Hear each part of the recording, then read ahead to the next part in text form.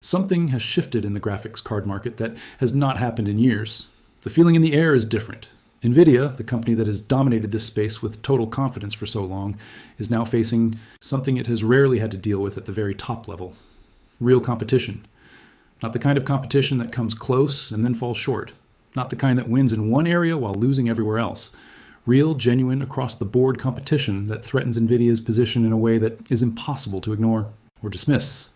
The GPU market has changed, and the company that controlled it for so long is now in a position it does not look entirely comfortable with. For years, buying a high-end graphics card was a simple decision. You bought Nvidia. There was not much debate about it. AMD competed in the mid-range and occasionally put up a good fight in certain price brackets. But at the very top of the market, Nvidia stood alone.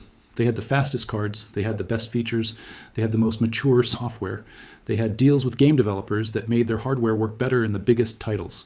Gaming at the highest level meant gaming on Nvidia, and Nvidia priced their cards to reflect that reality. $2,000 for a top-end card was not unusual, and buyers paid it because there was simply no other choice if you wanted the best. That control is now being challenged in a very direct and very serious way. Multiple new competitors have entered the high-end GPU space at roughly the same time, each bringing something different to the table. Bolt, ing harder on their Arc lineup, and AMD making meaningful progress at the top end with their latest architecture. The combination of all these pressures arriving at the same time has created a situation that the graphics card industry has not seen in a very long time. Nvidia now has to compete, For the first time in years, making the best product and offering the best value is not optional for them. It is necessary. To understand why this moment matters so much, it helps to look at what Nvidia has been doing over the past several years and how their decisions reflected the confidence of a company that knew it had no real competition. The RTX 3080 launched with 10 GB of memory when many people felt it needed more. Nvidia's response was to sell a higher memory version at a higher price, essentially charging extra for something that should have been standard. The RTX 4060 Ti launched with 8 GB of memory at a time when many current games were already pushing against that limit. Nvidia knew it was not enough, but they also knew that buyers who wanted Nvidia had nowhere else to go.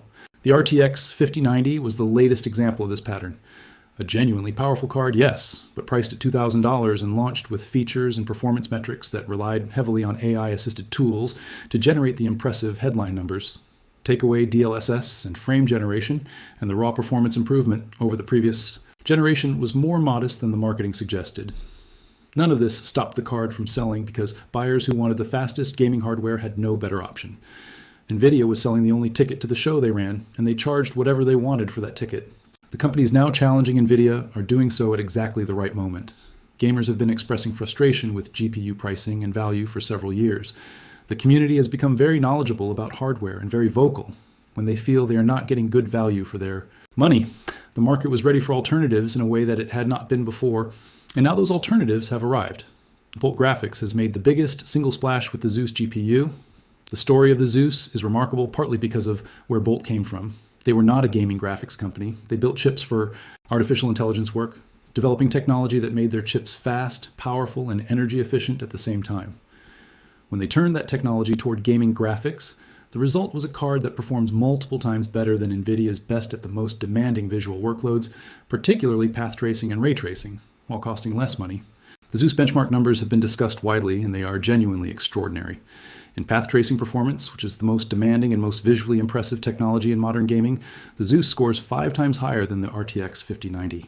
In regular ray tracing, it scores roughly 2.5 times higher. In standard gaming without any ray tracing, it is still about twice as fast.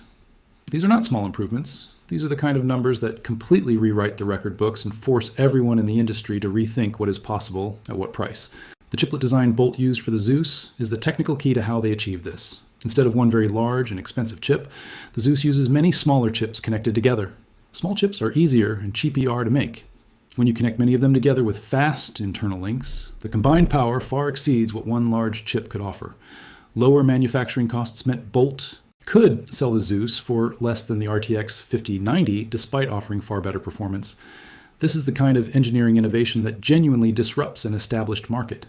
Beyond the raw performance numbers, the Zeus also comes with significantly more memory than the RTX 5090.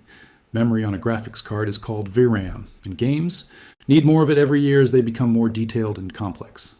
One of the longest running criticisms of Nvidia's mainstream cards has been insufficient VRAM. Bolt addressed this directly with the Zeus, giving it generous memory that will remain capable in demanding games for years to come. Intel's contribution to the competitive pressure on Nvidia is different from Bolt's, but equally important in the bigger picture. Intel has been in the discrete GPU market for a few years now with their Arc lineup, and the progress they have made in improving their cards and their drivers has been steady and real. Early Arc cards had driver issues that made them frustrating for some users. Intel took that feedback seriously and kept improving. Recent Arc cards and drivers represent a much more polished product than what launched initially. Intel's strength is in the mid-range market. They are not yet competing directly with the RTX 5090 or the Zeus at the very top, but they are providing genuinely good options for buyers who want solid gaming performance without spending a fortune. A healthy mid-range competitor forces Nvidia to offer better value at those price points too. When Nvidia's mid-range cards face real competition from Intel, the mid-range buyer gets better options. That is directly good for a very large number of gamers who are not spending thousands of dollars on a graphics card but still want good performance for their money. Intel also brings something unique to the market in the form of their XeSS upscaling technology and their own approach to AI-powered graphics features.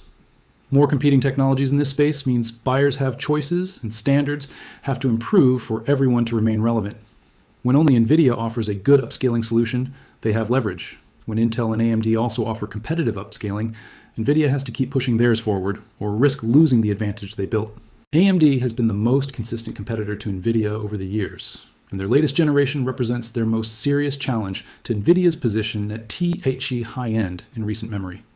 AMD's RX 9000 series cards came out with 16 GB of VRAM on their mainstream cards at competitive prices.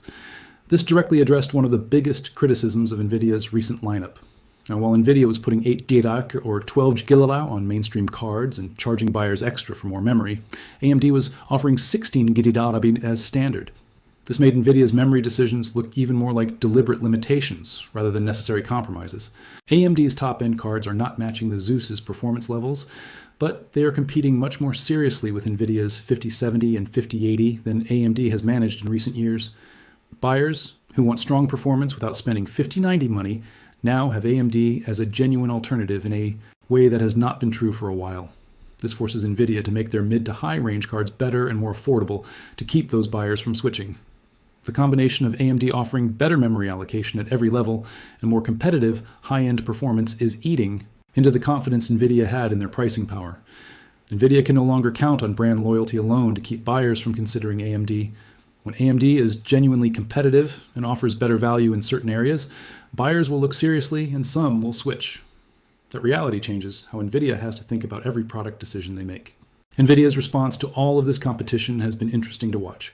The company that once set prices with total confidence and faced no serious challenge is now clearly aware that the ground has shifted.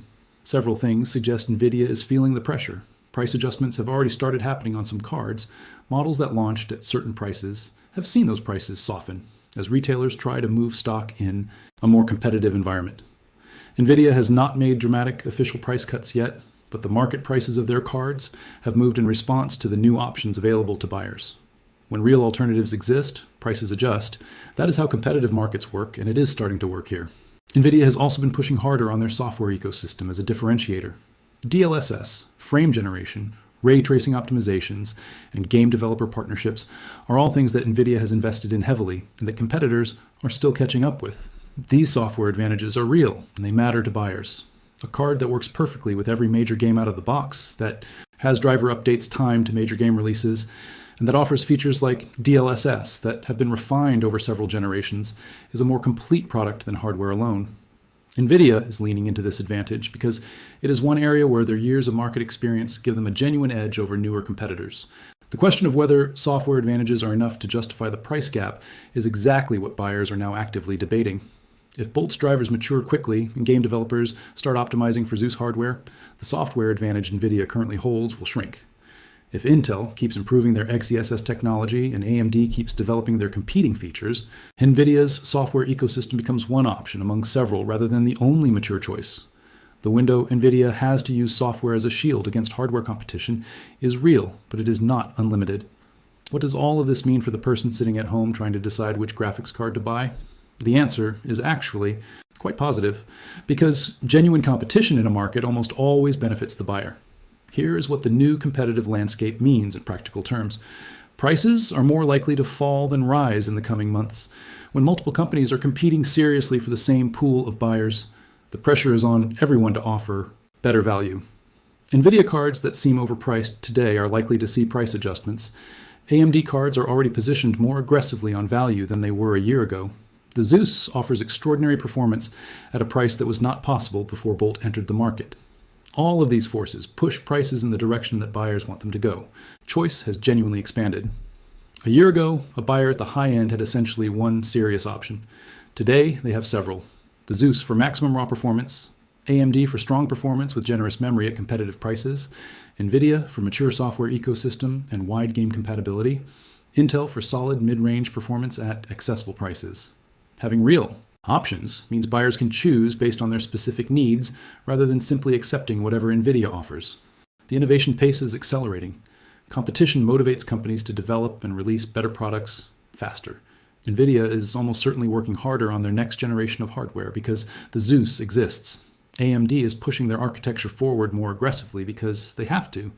Intel is improving their drivers more quickly because they know every improvement gains them more buyers. The result for gamers is that better hardware reaches the market sooner than it would have in a less competitive environment. Standards are being raised across the board. When Bolt showed that 16GB VRAM was not only possible, but standard on a card at their price point, it made every card with less memory look more obviously insufficient. When the Zeus demonstrated that path tracing at 4K and high frame rates was achievable on consumer hardware, it raised the expectation for what top-end gaming should be capable of. Higher standards push every company to do better because buyers now know what is possible and will not accept less. The timing of your purchase matters more than it has in a while. The market is genuinely moving right now in ways that reward patience and punish impulse buying.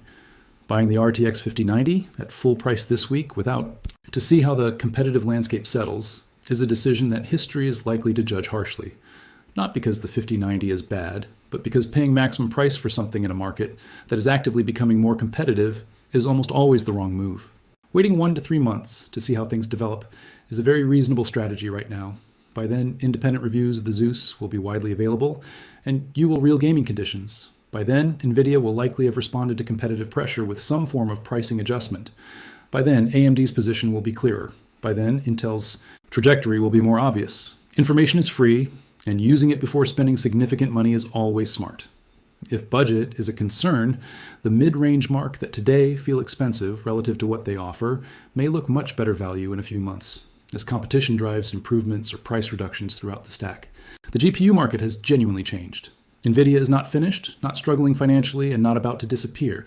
They have incredible engineering talent, years of software experience, strong relationships with game developers, and a brand that millions of gamers trust. None of that goes away because of new competition. What does go away is the complete freedom they had to set prices and make product decisions without any serious consequence. That era is over.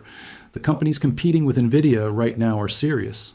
Bolt has proven with the Zeus that chip design innovation can leapfrog years of incremental improvement. AMD has shown that they are committed to competing at the high end in a way they were not always able to before. Intel has demonstrated the patience and willingness to improve that turns an early struggling product into a genuinely competitive one over time. The GPU market has real competition now, not the kind that lasts for one product cycle and then fades, the kind that changes the structure of the market permanently, the kind that forces every company to work harder and offer more for less money because the buyers now have real choices, and the companies know it. For gamers, this is exactly the situation they have been wanting for years. The prices should come down. The products should get better faster. The value for every dollar spent on graphics hardware should improve in ways that have not been possible when one company controlled everything. Nvidia may or may not be scared, but they are definitely paying attention. And that attention, forced by real competition, is what the gaming world has needed for a very long time.